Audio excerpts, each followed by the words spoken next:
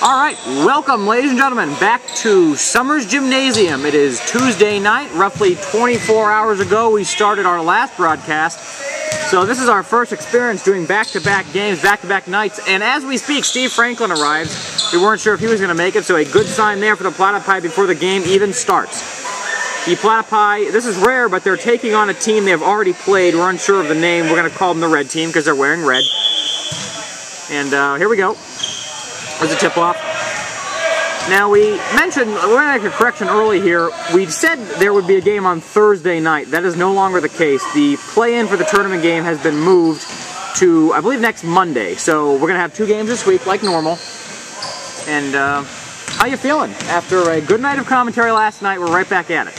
You know, I feel good. I feel warmed up and ready to be here. And hopefully the Platypi feel that way, too, and we'll have a good game tonight. Absolutely. Again, they have just one more chance to work out any kinks that they can before the tournament begins. Again, it's just a play-in for the tournament, but it's, you know, winner, loser goes home, and, well, not a good start there on that shot for Brian. You know, Gritton, I think we should remind the fans, we've been talking about Governor Schwarzenegger, former Governor Schwarzenegger dropping in. That's still going to happen. He is just moving it to next week. Am I right in assuming that? Yeah, I think that's true.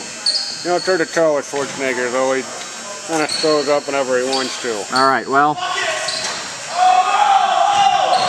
whenever he can make it, we'd love to have him as red team. Well, no one's been able to make a shot, and there's a foul.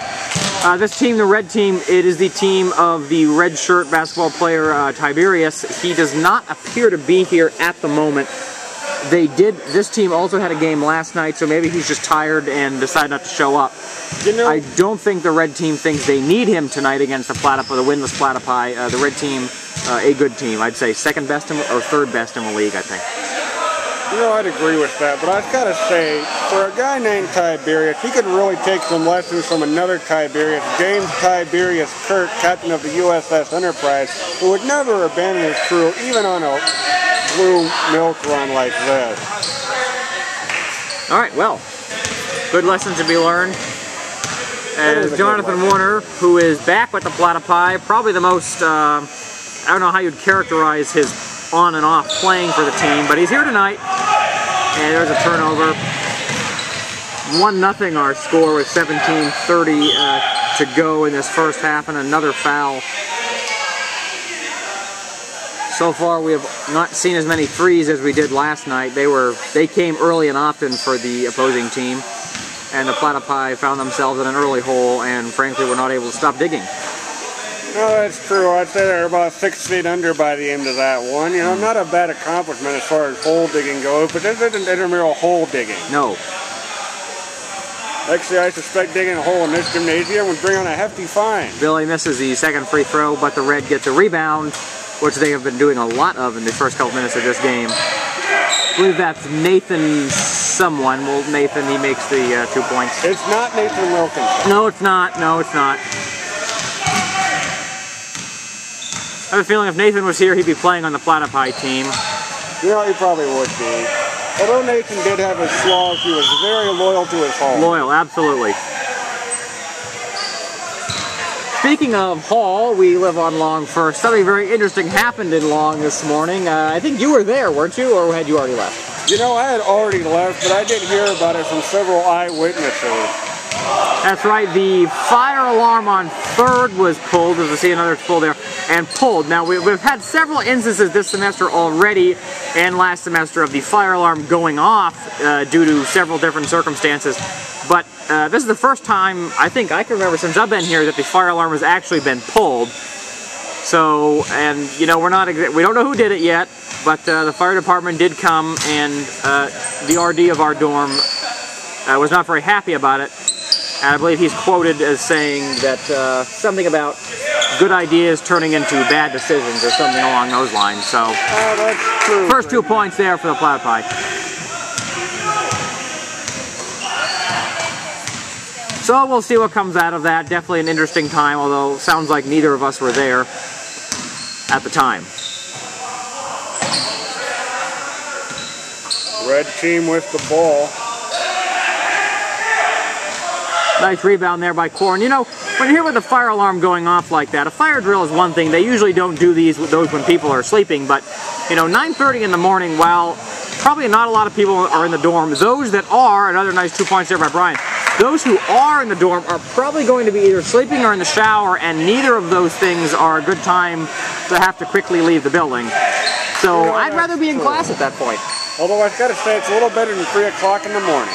Yes, it is. We had something similar to that as Vincent, well, that 3 was not close. You know, I something think similar last year. There, that might have been a good idea. That just turned out badly. You know, sometimes that happens. You have a shot, you think it's a good shot, but it doesn't turn out right. And sometimes you have a bad shot that you take, and it turns out good. And sometimes you don't take anything, and life happens anyway. Well, yes, that was just, you could see that one coming from a mile away, or in this case, up in the press box here.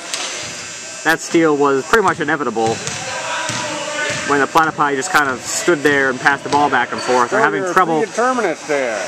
Well, by looking at the tape, I think afterwards, you could see it. You could see the red player coming up, and the other one was guarding whoever had the ball, and that nothing good was going to come of that. Kind of like the idea to pull the fire alarm this morning. You know, that's true. You know, really all these fire alarm stunts manage to accomplish is getting everybody in the dorm mad at you, because nobody wants to be interrupted for a false alarm. You know, another thing it accomplishes is just conditioning us to just completely ignore those fire alarms.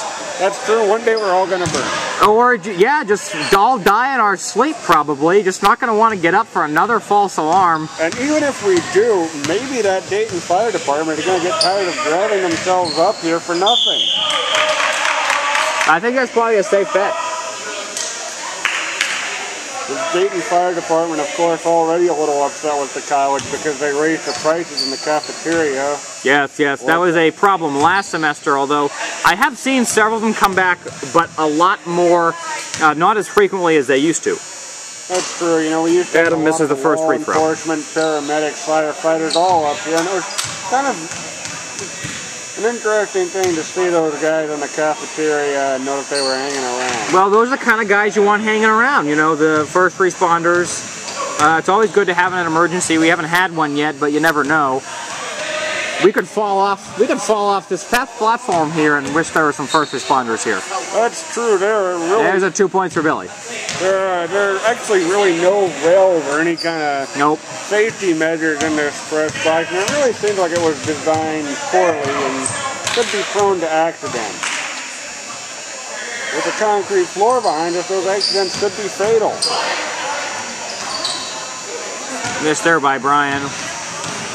All right, well, 10-7 our score. That's actually fairly close with 12:30 to go. You know, last night, this game was over pretty early. Tonight, the Platypi are hanging around against a good, albeit, well, not fully staffed team tonight. Again, Tiberius is not here. Now, you wonder if he had something going on or if he's kind of on call. You know, if the game gets close late, they'll call up and he'll show up. We just don't know. You know, the Platypi would like to find out, because if he needs to be called, that's good news for them. That would be good news for them. Corwin trying to do another tip-in like he did last night. And there's a 3 for Brian. And that, well, it doesn't tie it up. They made 2. 12-10, though, only a 2-point deficit here for the Platypi. 11:45 to go. And this is one of the another foul. Games we've had with the Platypi. You know, something else that hasn't happened very much is there have been fouls, but here's why there haven't been a lot of fouls. We have not had JT ref one of our games, and when I saw him, he was going to ref our games today, I could have bet you there's going to be a lot of fouls called in this game. You give that guy a whistle, he's going to blow it, if for no other reason to draw attention to himself. So, you know, maybe that's what that guy was thinking when he pulled the fire alarm this morning. Well, if that's the case, why did he run? You know, I'm not sure. Maybe it was one of those. Ladies and gentlemen, Drew Pilgrim showing up. So we got lucky with Steve Franklin showing up, but Drew Pilgrim also here. And he has his contact sensor. He came ready to play. I got soap in my eyes. It burned really bad. And his eyes are burning great, and you have to wonder, why is that happening and how will it affect him? Well, all I care about right now is if his competitive spirit is burning. That's what we need right now. You know, I happen to know Drew Pilgrim has just come from Wait, let me stop you right there. It's time for us to go to another break, and we'll try and let you get our call signs in here on Bwahaha Basketball.